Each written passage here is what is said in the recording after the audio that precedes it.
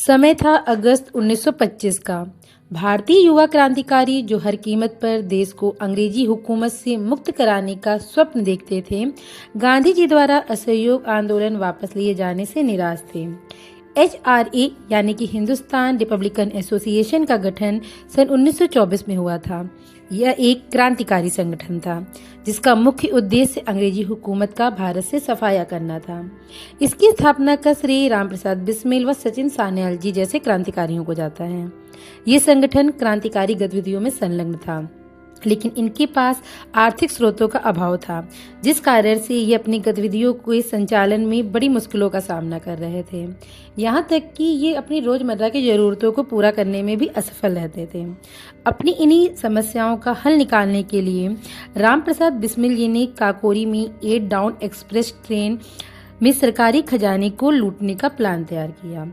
वे अपनी आत्मकथा में लिखते हैं कि एक दिन मैंने लखनऊ स्टेशन पर देखा कि गार्ड के डिब्बे से कुली लोहे के संदूकों को उतार रहे हैं। मैंने नोट किया कि उसमें ना तो जंजीर थी और ना ही ताला जड़ा था। मैंने सोचा मैं इसी में हाथ मारूंगा।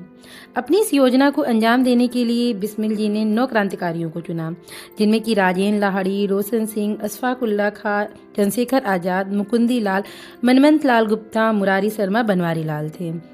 उन्होंने इस लूट के लिए काकोरी को चुना, जो कि लखनऊ से 8 किलोमीटर दूर शाहजहांपुर रेलवे रूट पर एक छोटा सा स्टेशन था। उन्होंने पहला प्रयास 8 अगस्त को किया, जो कि स्टेशन पर सही समय पर न पहुंच पाने के कारण असफल रहा। इसके बाद अगले दिन यानी कि 9 अगस्त को क्रांतिकारी फिर से शाहजहांपुर स्टेशन पर पहुंचे और ऐसा बर्ताव कर रहे थे मानो एक दूसरे को जानते ना हो और बिल्कुल कोई आम पैसेंजर्स हों। उन्होंने ट्रेन में चढ़कर अपना स्थान लिया और जैसे ही ट्रेन काकोरी स्टेशन पहुंची, उन्होंने ट्रेन की चेन को घसीट लिया और रामप्रसाद बिस्मिल जी ने हवा में अपनी पिस्टल को लहराना प्रारंभ कर दिया तथा लोगों को आश्वासन दिया कि डरे नहीं, वे उनको कोई भी नुकसान नहीं पहुंचाना चाहते, बस सरकारी खजाने को लूटना चाहते हैं। अशफाक उल्ला खां सरकारी संदूक के पास पहुंच गए। उन्होंने ट्रेन के गार्ड को आश्वासन दिया कि अगर वह सहयोग करेगा तो उसको कोई भी नुकसान नहीं पहुंचाया जाएगा। अशफाक उल्ला खां ने संदूक को तोड़ने का असफल प्रयास किया, जिसे रामप्रसाद बिस्मिल जी ने सफल बना दिया। लेकिन इस पूरे प्रकरण में एक यात्री अहमद अली को अपनी जान भी गंवानी पड़ी।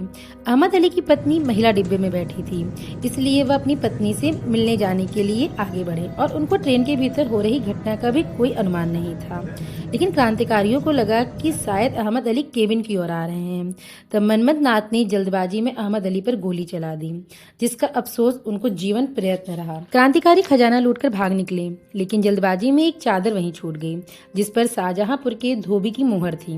पुलिस ने उसी चादर के सहारे व कुछ मुखबिरों के माध्यम से घटना में शामिल सभी क्रांतिकारियों सहित 40 लोगों को 3 माह के भीतर गिरफ्तार कर लिया और गिरफ्तार नहीं कर पाए तो केवल एक व्यक्ति को, वो थे चंद्रशेखर आजाद।